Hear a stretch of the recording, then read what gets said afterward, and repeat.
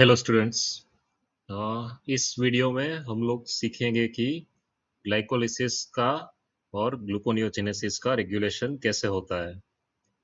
तो पहले हम स्टार्ट करेंगे रेगुलेशन ऑफ ग्लाइकोलिसिस से, मतलब कि ग्लूकोज ब्रेकडाउन से। तो जैसे कि हमने पिछले वीडियोस में देखा था कि ग्लाइकोलिसिस में तीन मेन एंजाइम्स होते हैं। कौन से एंजाइम्स होते हैं? पहला हेक्सोकाइनेस, दूसरा फॉस्फोफ्रुक्टोकाइनेस 1 और तीसरा पाइरुवेट काइनेस। तो अभी हम इसका डिटेल में रेगुलेशन देखेंगे। स्टार्ट करेंगे पहले एंजाइम से, जो कि है हेक्सोकाइनेस। अभी हेक्सोकाइनेस के चार आइसोफॉर्म होते हैं, जिसमें से जो फोर्थ है वो मेनली लिवर में प्रेजेंट होता है और बाकी के तीन है वो मसल्स में प्रेजेंट होते हैं। अभी जो मसल वाला हेक्सोकाइनेस है, दैट इज हेक्सोकाइनेस 1, उसका के एम वैल्यू फॉर ग्लूकोज है 0.1 मिलीमोलर। नाउ के एम क्या है? हमने एंजाइम वाले वीडियो में देखा था कि Km वो कॉन्सेंट्रेशन है सबस्ट्रेट का जिस पे एंजाइम का कैटालिसिस का स्पीड होगा वो मैक्सिमम का हाफ स्पीड होगा। तो ब्लड ग्लूकोज का जो कॉन्सेंट्रेशन होता है वो जनरली 4 से 5 मिलीमोलर होता है। और क्योंकि इस हेक्सोकाइनेस आइसोफॉर्म का Km इतना कम है, जैसे कि 40 से 50 गुना कम है ब्लड ग्लूकोज के कॉन्सेंट्रेशन से, तो ये हमेशा मैक्सिमम स्पीड पे ऑपरेट करता है। और जो हेक्सोकाइनेस 1 है वो अपनी ही प्रोडक्ट ग्लूकोज 6 फॉस्फेट से एलोस्टेरिकली इनहिबिट भी होता है। मतलब अगर ज्यादा ग्लूकोज 6 फॉस्फेट बन जाएगा तो हेक्सोकाइनेस 1 इनहिबिट हो जाएगा, फिर वो और ग्लूकोज 6 फॉस्फेट नहीं बनाएगा। क्यों? क्योंकि ऑलरेडी पड़ा हुआ है, यूज नहीं हो रहा है। अभी लिवर वाले की बात करते हैं, जो कि है हेक्सोकाइनेस 4। अभी हेक्सोकाइनेस 4 है, उसका के एम है वो है 10 मिलीमोलर ग्लूकोज के लिए। अभी मैं इधर स्पेसिफाई क्यों कर रहा हूँ ग्लूकोज, क्योंकि हमने पुराने वीडियोस में देखा था कि सेम एंजाइम है वो मेनोस के साथ भी काम करता है। तो इधर हम ग्लूकोज के कॉन्टेक्स्ट में बात कर रहे हैं, तो हम उसके स्पेसिफिक के एम बता रहे हैं। तो इसका के एम वैल्यू है 10 मिलीमोलर, मतलब कि ब्लड ग्लूकोज के कॉन्सेंट्रेशन पे ये अपने मैक्सिमम स्पीड पे नहीं चलेगा। और जब हम कुछ खाना खाते हैं और ब्लड ग्लूकोज बढ़ जाता है, तो धीरे धीरे वो ग्लूकोज ब्लड में से लिवर में एंटर करता है और फिर वो ग्लूकोज 6 फॉस्फेट में कन्वर्ट होता है। अभी जनरली जो हेक्सोकाइनेस 4 होता है वो फ्रुक्टोज 6 फॉस्फेट से इनहिबिट होता है। और कैसे होता है कि एक रेगुलेटरी प्रोटीन होता है जो फ्रुक्टोज 6 फॉस्फेट की प्रेजेंस में हेक्सोकाइनेस को बांध के न्यूक्लियस में रख देता है। अभी जब ब्लड में से एक्स्ट्रा ग्लूकोज अंदर आता है, तो ग्लूकोज फ्रुक्टोज 6 फॉस्फेट के साथ compete करता है और ये इनहिबिशन रिमूव हो जाता है। और उसके बाद हेक्सोकाइनेस 4 न्यूक्लियस में से निकल के साइटोसोल में आता है और ग्लाइकोलिसिस चालू करता है। और हेक्सोकाइनेस 4 है वो ग्लूकोज 6 फॉस्फेट से इनहिबिट नहीं होता है।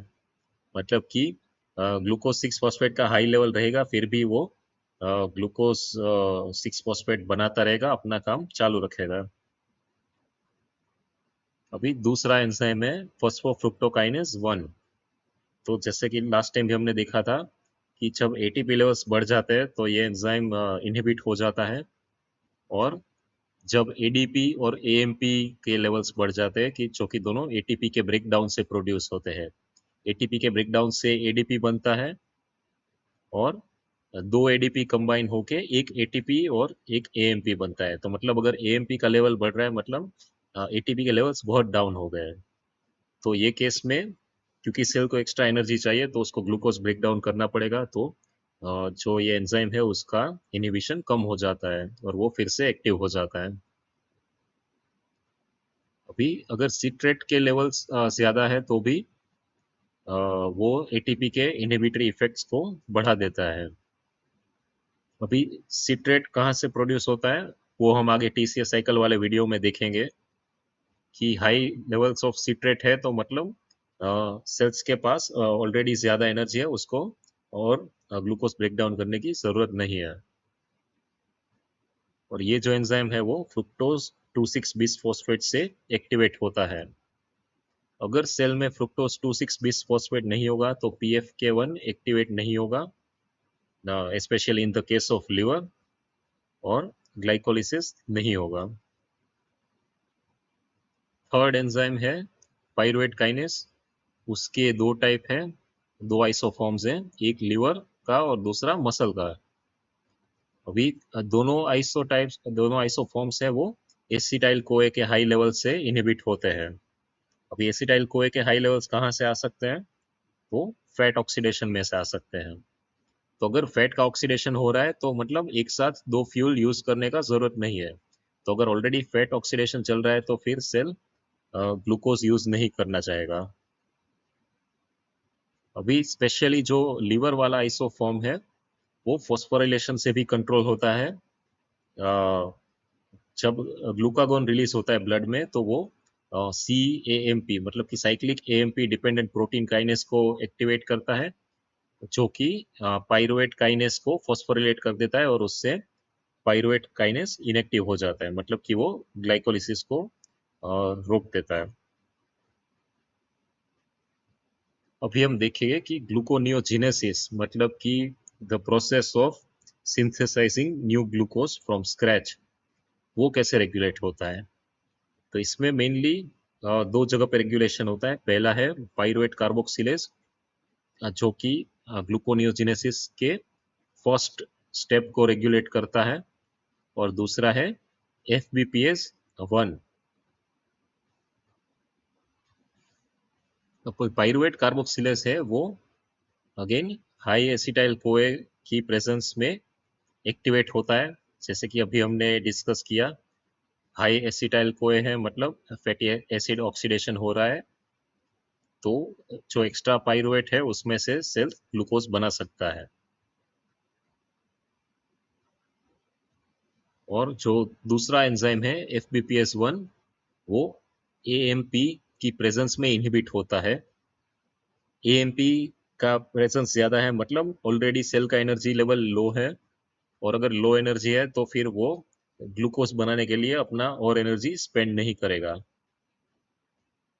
और दूसरा फ्रुक्टोज 2,6 बिसफॉस्फेट से भी ये एंजाइम है वो इनहिबिट होता है।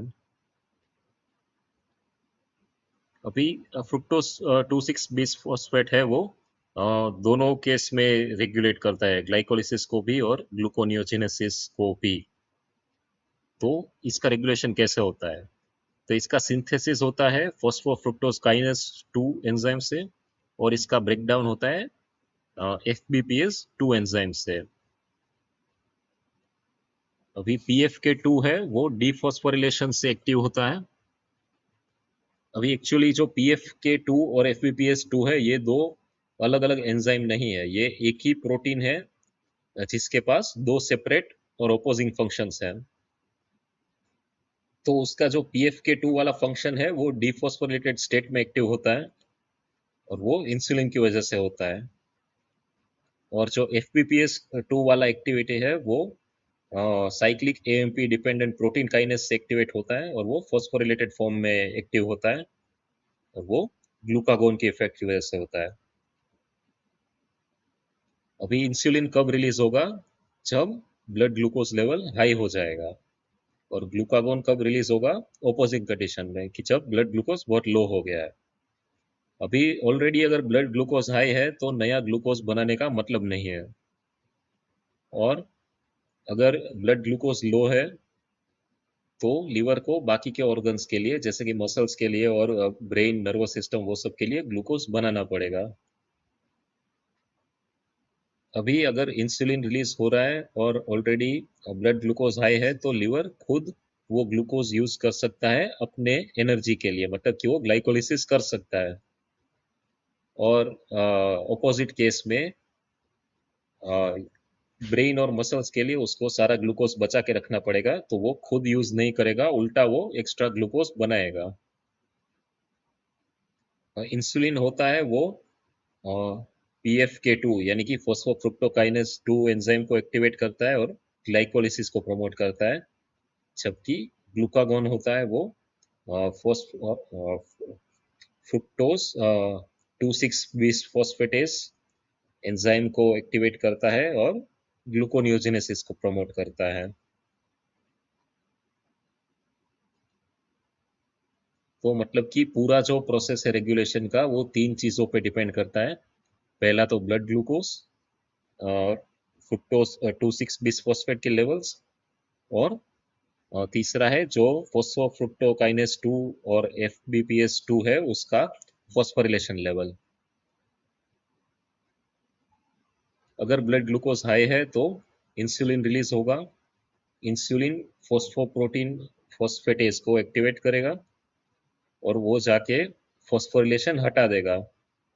उससे क्या होगा, उससे फॉस्फोफ्रुक्टोज काइनेस 2 एक्टिवेट होगा और वो फ्रुक्टोज 2,6 बिसफॉस्फेट बनाएगा, और फ्रुक्टोज 2,6 बिसफॉस्फेट जाके फॉस्फोफ्रुक्टोज काइनेस 1 को एक्टिवेट करेगा और उससे क्या होगा, ग्लाइकोलिसिस होगा। और जब ब्लड ग्लूकोज डाउन है तो ग्लूकागोन रिलीज होगा। Glucagon cyclic AMP dependent protein kinase को एक्टिवेट करेगा। वो जो एंजाइम है उससे फॉस्फोरिलेट करेगा और उसके एफबीपीएस 2 एक्टिविटी को इंक्रीज करेगा। उससे क्या होगा, फ्रुक्टोज 2,6 बिसफॉस्फेट के लेवल्स डाउन होंगे और उसकी वजह से ग्लूकोनियोजेनेसिस प्रमोट होगा। तो ये है पूरा पिक्चर कि ब्लड ग्लूकोज लेवल्स की वजह से इस तरीके से ग्लाइकोलिसिस और ग्लूकोनियोजेनेसिस रेगुलेट होते हैं। इस वीडियो में मैंने हिंदी लैंग्वेज यूज़ किया है। अगर आप लोगों को हिंदी सही लगता है तो मुझे कमेंट में बताइए, तो मैं आगे के वीडियो में भी ज़्यादा हिंदी यूज़ करूँगा अगर उससे आपको समझने में हेल्प होती है तो। अगर अगर आपको लगता है कि इंग्लिश ही ठीक है तो वो भी कमेंट्स में बताइए, तो मैं नेक्स्ट वीडियो से फिर से इंग्लिश में कंटिन्यू करूँगा। अभी जो नेक्स्ट वीडियो होगा वो होगा ग्लाइकोजन के सिंथेसिस और ब्रेकडाउन पे और उसका रेगुलेशन कैसे होता है उसके ऊपर। अगर आप लोग ये टॉपिक्स डिटेल में पढ़ना चाहते हैं तो आप लेनिंजर में से पढ़ सकते हैं। लेनिंजर के चैप्टर 14 और 15 में ये सारी डिटेल्स दी गई है। ओके, तैयारी करते रहिए। Thank you for watching.